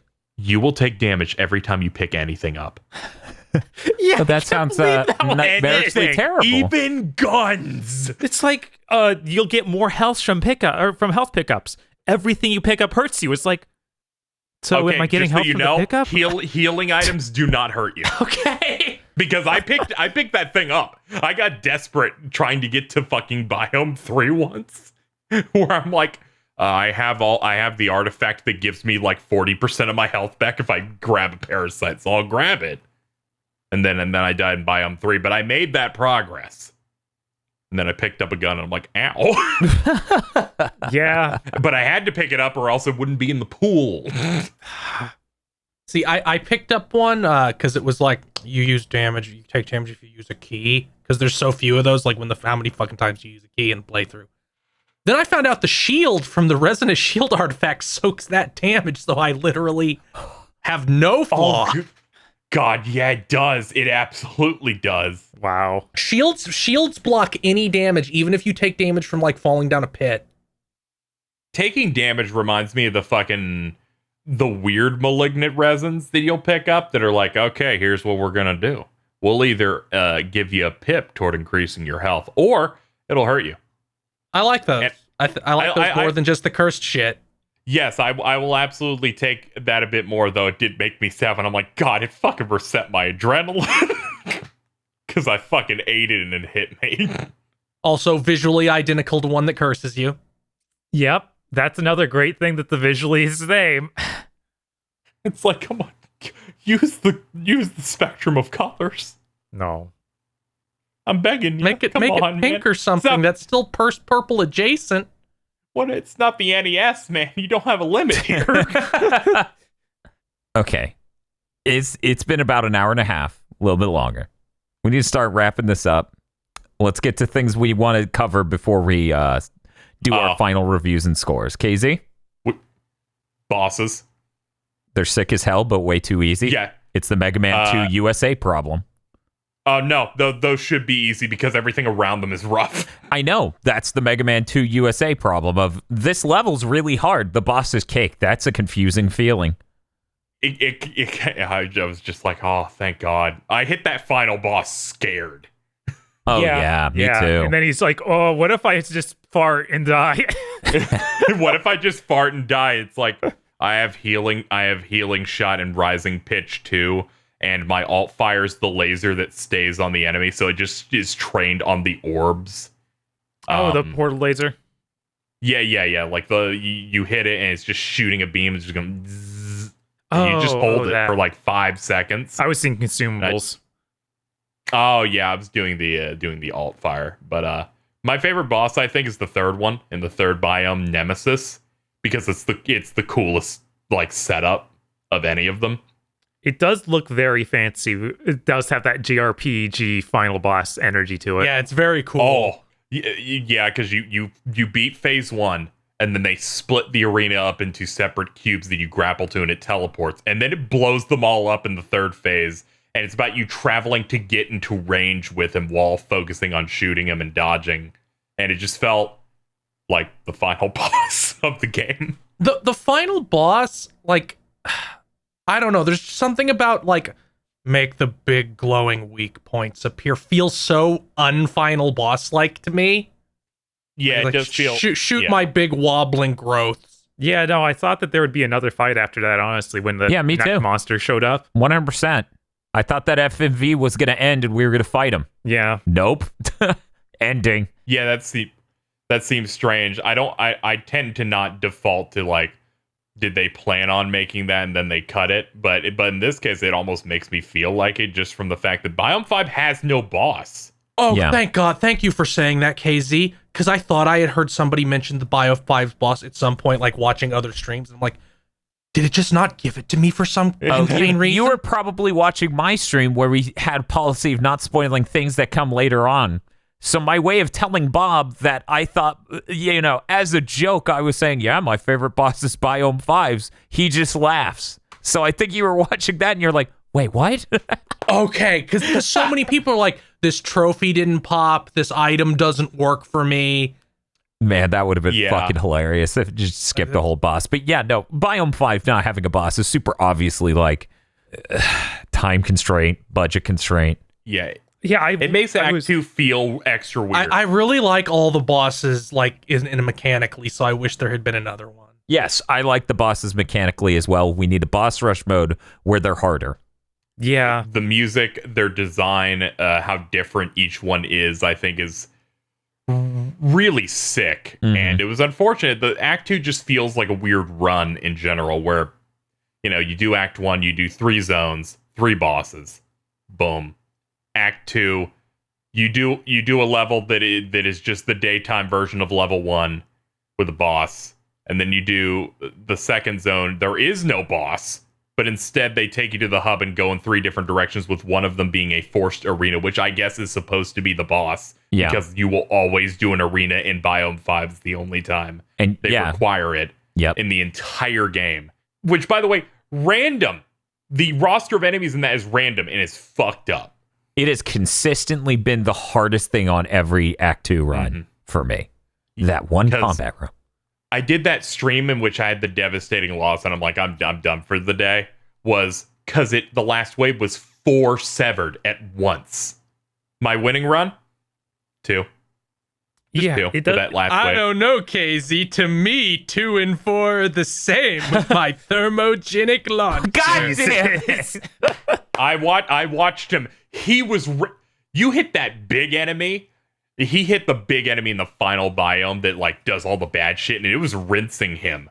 And he's like, man, this is the really tough enemy. It only still took 2 clips for him to kill it. He was just too panicked to shoot. It's like he still does insane damage. And I'm like, oh no, it hit me twice. Oh no. And you're like, oh no, I just have to hit the right trigger 2 times to eliminate the strongest normal enemy in the game. I hope it doesn't hit me again. I might have to hit L1 and use one of my 7 health items. Yes.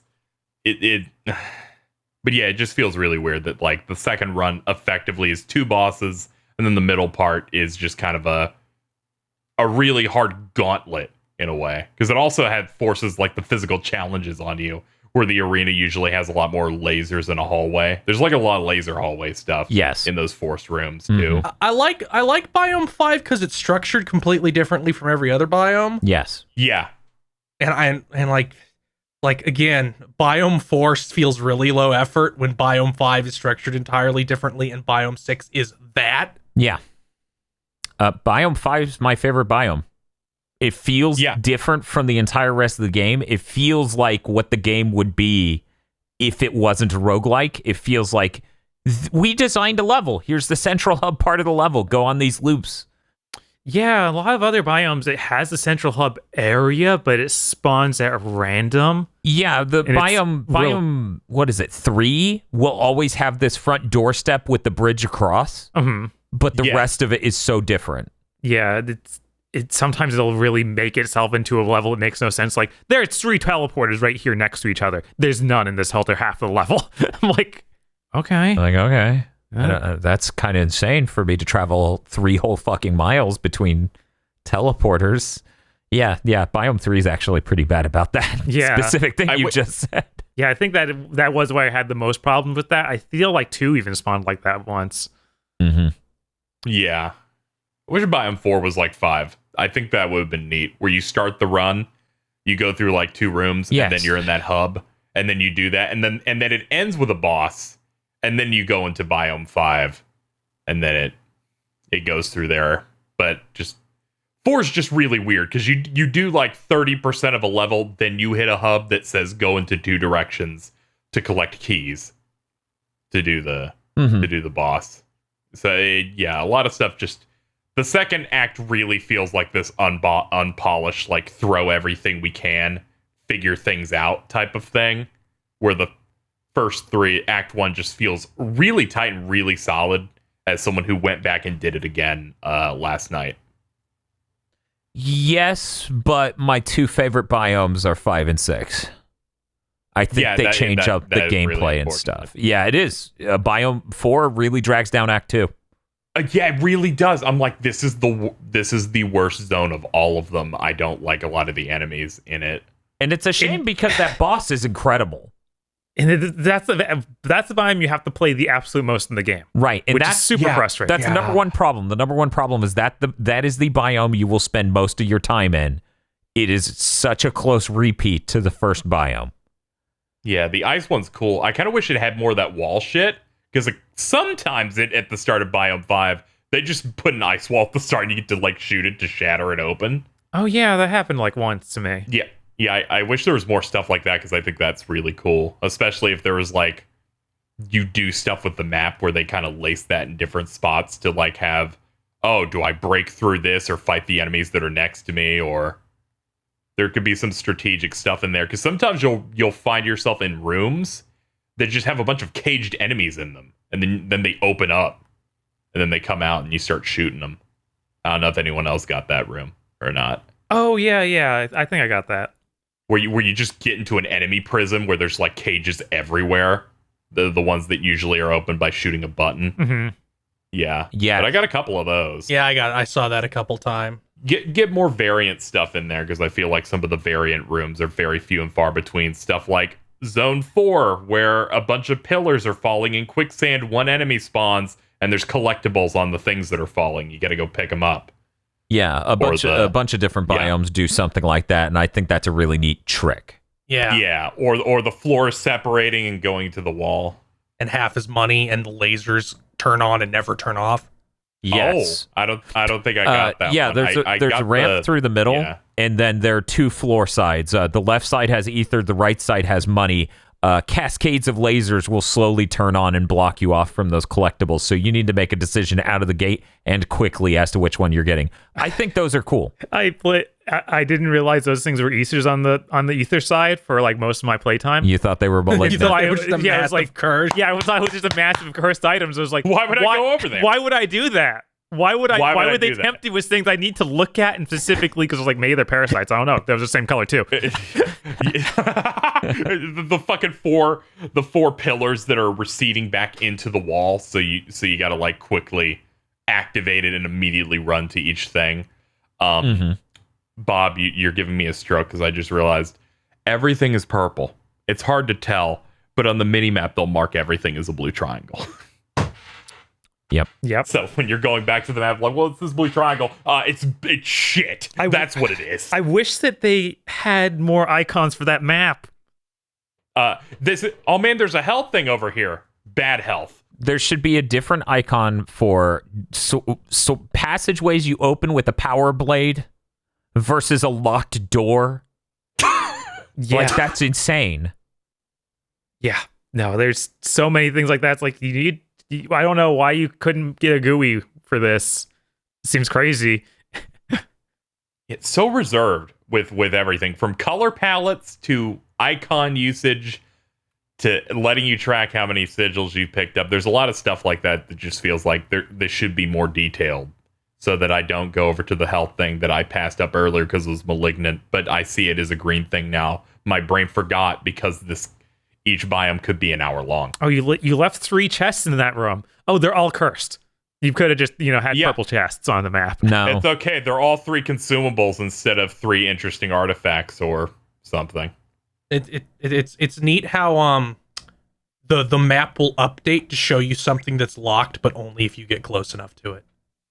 That fucked me up so often. I hit the touchpad. It's like, there's a side door there. I'm like, okay, I'll hit up the side door. I get in range. It's locked. And now that you're close enough, it'll say that on the map. They do once you're close enough. I'm going to kill myself. I never checked. I thought I was just going crazy and didn't notice before I ran all the way over there. No, it doesn't put in the filling until you're close enough. Why? You have the SSD. You can do anything you want. This is just making me think that you wanted to be malicious. I wanted to talk about, I like the way the shooting feels, but I really don't like the way movement feels a lot of the time. I felt like when it wanted me to do a platforming challenge, I was coping with, okay, the jump is very locked in place. I don't have a fast recharge on this dash, so I don't get more than 1 dash in air. And I end up walking off into a ledge, something like that, and just being like, well, I'm dead now. I was walking backwards and I see about 1 centimeter behind my back. So I've walked off this ledge and there's no way to get back. So I just it spawns you directly on the edge. Your toes are over the cliff when you've respawned. Yeah. That's the funniest thing in the world. It's really frustrating. I don't. Platforming does feel pretty bad, like when you get the gun, when you get the the reveal the hidden platforming challenges gun. Like most of the time, I'm like, this doesn't really feel great to be moving up these. Yeah, I overshoot things a lot. Where I do a jump and it's like, oh damn. I actually have no problem with the platforming. The only time it was a remote thing with me was when it's biome 3. You use a hookshot to fly through the air at a laser grid, and it's hard for me to judge the depth between me and that laser grid to dash through it. It's a neat idea in practice to launch yourself through the air and then dash at the last second to get through the laser grid. But for some reason, there's just some level of depth that I can't perceive with that laser and the Biome 2 boss doing his blue shockwave. That is just there's a level of shading here. There's a level of lack of 3D depth that I can perceive on these objects. That's the only time I have Like it's not even a feeling to the movement, the jumping, the platforming, etc. I thought it was nice that this game had a proper ledge grab. So if you dash and you're halfway up a ledge, you can get on top of it. You can mental it. I didn't really have any problems with the platforming at all. But it sounds like everyone else did. I also really hated the way sprint worked and how it would cancel a reload if it was in the middle of a reload, and how you auto start reloading if you're out of ammo. I wanted a button for that so bad constantly, because I can always do the timing thing if I know when the timer starts, but when the timer auto starts when I run out of a clip, yeah, I just hate especially on some of the tougher things like the lobber, where it's like very quick very quick shots and very quick reload. I thought that was cool as shit on the I thought that was cool as shit on the lobber. I can understand wanting a manual reload button that would technically add an extra clip. So click. I kind of like it just auto doing it when it's expended, but it is a real liability because that means you have to keep an eye on how much ammo you have, because if you're reloading, you cannot run. Right. You just said that running cancels your reload. It literally just won't let you run if you're reloading, is the actual way that works. So you have to, that's an extra layer you need to be keeping an eye on in a dangerous situation like a boss battle or something else. You need to not fully expend your clip, because then you won't be able to run. You can still dash, thank God. If it disabled you from dashing, this would be a miserable game. But yeah, I appreciate that the game has a haptic feedback when you push the run button. Because you ever play Call of Duty and you hit the run button and it's like, I feel like it didn't register that. I don't think I'm running. At least here, it gives you that haptic feedback to be like, yeah, no, I felt that. Don't worry. I know you're trying to run. I won't let you, though. I won't let you, though. You're reloading, dipshit. You'll trip and fall and die. God, that would be insane. But yeah, you don't even... The reason I had confusion there is that it will make it cancel your ability to do the R2, like special reload, the overload. Does it? Yeah, immediately. Because it's happened so often in the first half of the bar because I hit the run button, not the shoot button. Really? Yeah, that was driving me crazy. It was like, I just want to run. I don't want to be reloading right now. And I don't know. It's everything about Sprint feels like it was added later. It's very strange.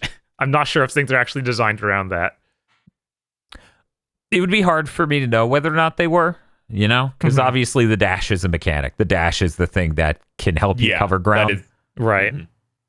God, that purple shit where they're like, no, don't dash anymore. You can't dash. You can't dash through this. I'm like, will you take everything from me, Returnal? Yes. Yeah, no, that was absolutely nuts. Not quite as nuts as malfunction beams.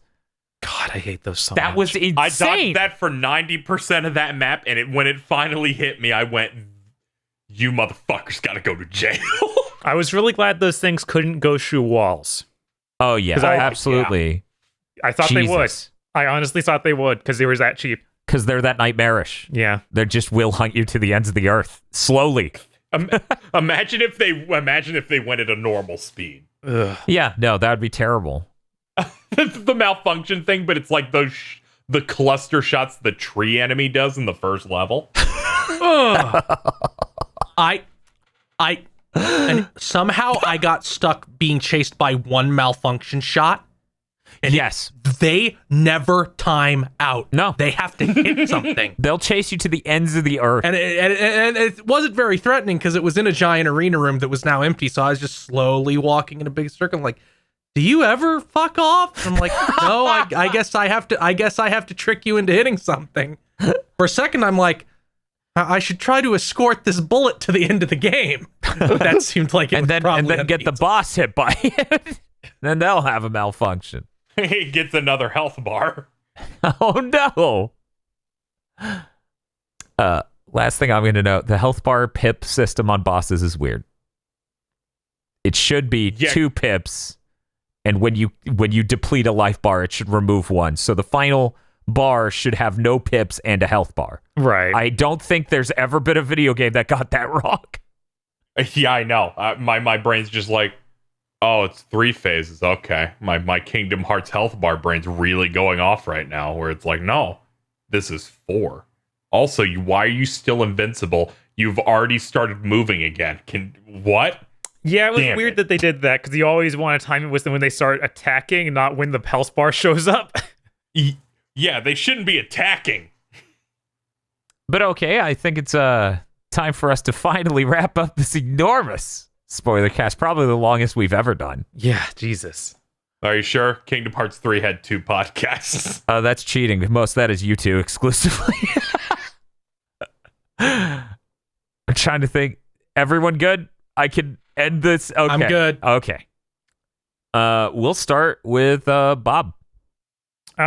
We went over all the things I don't like about Returnal. Exhaustively. Yes, exhaustively. I feel like the story brings it down like a lot. All the glitches and problems bring it down even more. Like, and I don't even like the core game all that much. I'd probably give this a 7 normally, but I think the story and the glitches just bring it down to a 6 for me because it's really rough. And then all the roguelike mechanics being really annoying and painful are not great.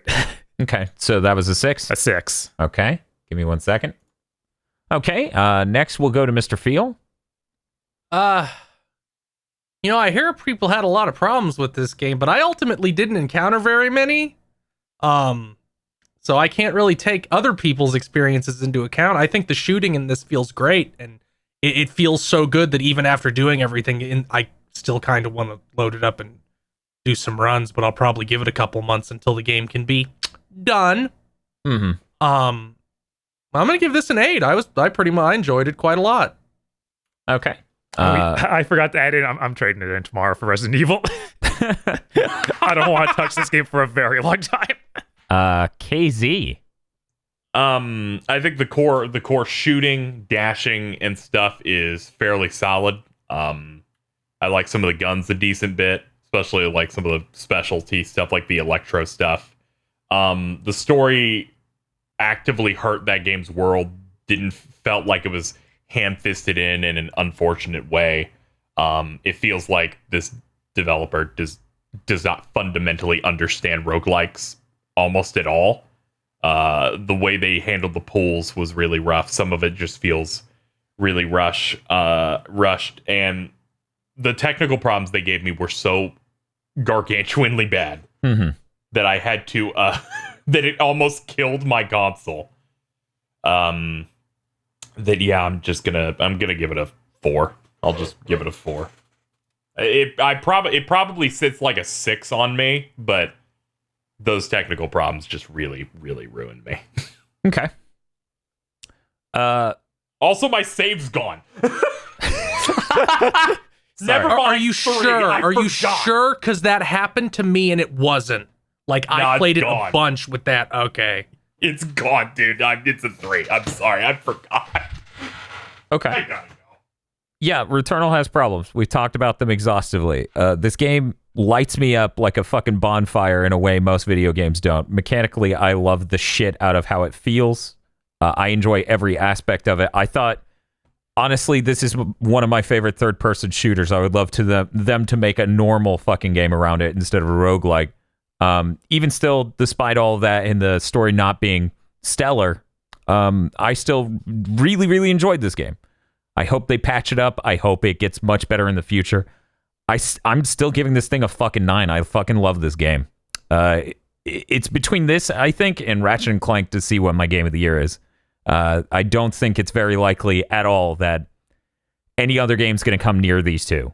I superbly enjoyed this, and I think it's a real shame there isn't more for me to do in the game right now, but that's something like 38 hours in, 39 hours in.